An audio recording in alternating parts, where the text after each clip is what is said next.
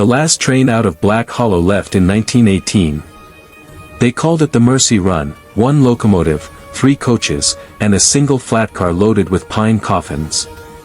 Spanish flu had eaten the town alive, and the living decided the dead should ride alone. The engineer cracked the throttle at dusk, whistle screaming like a widow.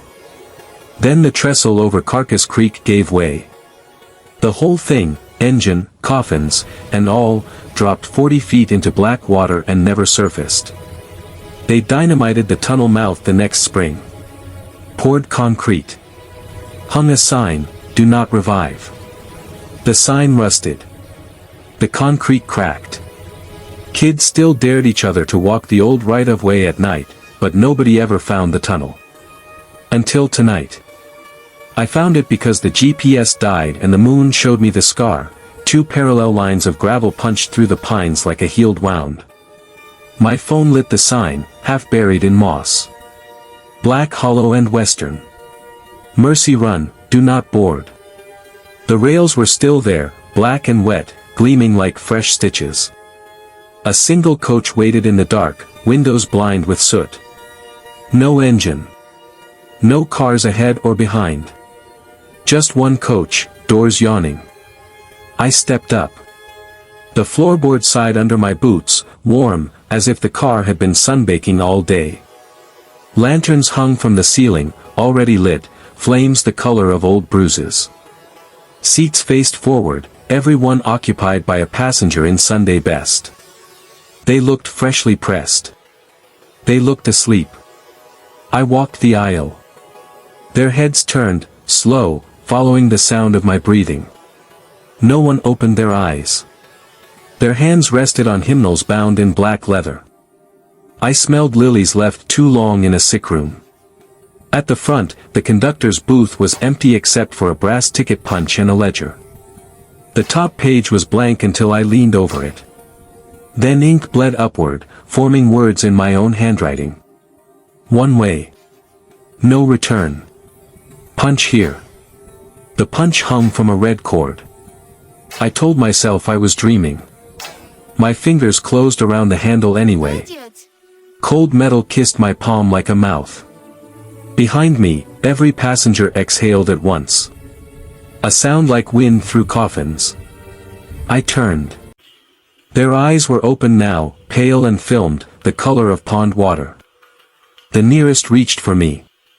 His cufflink was a tiny silver train. His fingers left wet prints on my sleeve, dark, too thick for water.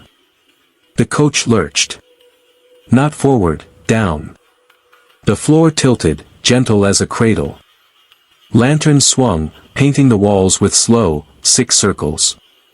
Through the window I saw tunnel brick rushing past, but the tunnel had been sealed for 100 years.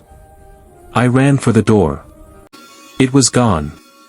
Just smooth paneling where the exit had been. The passengers rose in perfect unison, hymnals falling open. They began to sing, voices layered like damp earth settling. Nearer, my God, to thee. I punched the ticket. I don't remember deciding. The punch snapped shut with a sound like a jaw. A perfect black circle appeared in the paper, edges smoking. The car stopped. Doors I couldn't see opened. Cold creek air rolled in, carrying the smell of pine boxes and river mud.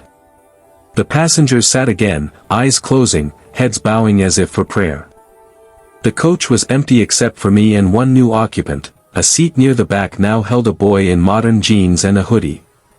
His face was mine. He looked asleep. The lanterns dimmed. The rails outside began to sing, metal warming under invisible wheels. I understood then. The Mercy Run never ended. It just waits between stations, collecting fares. One passenger per trip, paid in the only currency that matters, the rest of your life. Somewhere ahead, an engineer I'll never meet cracks the throttle. The whistle rises, thin and hungry. I take my seat. The hymnals are heavy on my lap. The train pulls out smooth, picking up speed. If you ever find the scar in the pines, don't read the sign. If the coach is waiting, don't step up. And whatever you do, don't punch the ticket. Because the Mercy Run is right on schedule, and it's got an empty seat with your name already written in the ledger.